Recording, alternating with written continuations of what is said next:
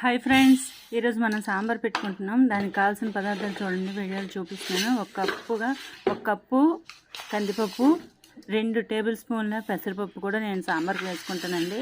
చూడండి, 2 స్పూన్ల పెసరపప్పు. దీన్ని శుభ్రంగా కడుక్కోవాలి. ఫస్ట్ కడుక్కొని ఒక చెంబుడు నీళ్ళు వరకు పడతాయి అన్నమాట. ఒక చెంబుడు నీళ్ళు, 2 టమాటాలు, ఒక 4-5 పచ్చిమిరపకాయలు, కొంచెం పసుపు, కొద్దిగా ఆయిల్. ఓకేనా?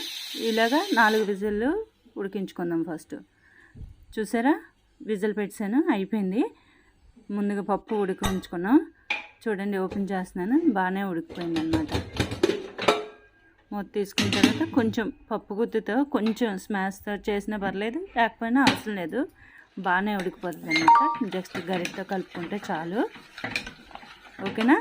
చూడండి, ఈ విధంగా కలుపుకున్న తర్వాత బెండకాయ ముక్కలు, వంకాయ ముక్కలు, ఆనపకాయ, మునక్కాయ, నేను ముక్కలన్నీ నాకు ఇష్టం అనమాట. అందుకని నేను ముక్కలన్నీ ఎక్కువ కొంచెం వేస్తాను.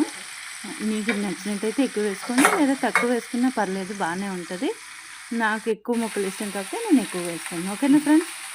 ఇందులోనే కొంచెం పసుపు, కొద్దిగా గడ్డుప్పు. ఓకేనా? చూడండి, 2 టేబుల్ స్పూన్ల కల్లుప్పు, కొంచెం ఒక 1/2 టీ స్పూన్ వరకు పసుపు. ఇందులోనే అలాగే కొద్దిగా వాటర్ యాడ్ చేస్తే ఈ మొక్కలు ఉడికిపోతాయి ఫ్రెండ్స్. ఇవి ఉడికాయి కదా, ఇందులో పప్పు ముందుగా ఉడికించుకున్నాం కదా, దానిలో ఈ మొక్కలు కూడా వేసాం. ఇందులో చింతపండు కూడా కొంచెం పులుపు సరిపడా, మేము కొంచెం ఎక్కువ పులుపు తింటాం, మేము తక్కువగా తిన్నట్టయితే కొంచెం చింతపండు పులుపు వేసుకోండి. ఓకేనా? చూడండి, ఇలా పలుచగా ఉండాలి. ఇప్పుడు పోపు రెడీ చేసుకుందాం. ఆ సాంబార్ మరిగిపోతుంది కదా, ఈ లోపల పోపు వేసుకుందాం. ఓకేనా? ముందుగా ఆయిల్, కొద్దిగా జీలకర్ర, కొద్దిగా ఆవాలు, అలాగే అల్లం వెల్లుల్లి. అల్లం వేయనక్కర్లేదు, కానీ ఫ్లేవర్కి చిన్నది వేసుకుంటే బాగుంటుంది అనమాట. అల్లం వెల్లుల్లి నేను దంచి పెట్టుకుంటాను అనమాట. అలాగే వేస్తాను. చూడండి, కొద్దిగా కరివేపాకు రెమ్మలు, 2 ఎండుమిరపకాయలు. ఓకేనా friends?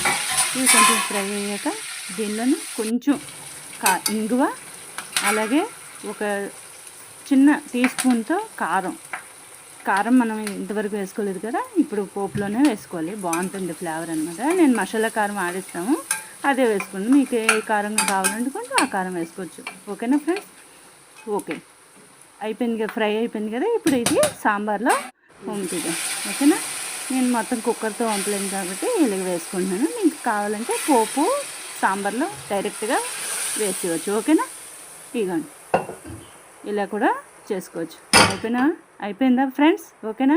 Thank you. Please subscribe friends.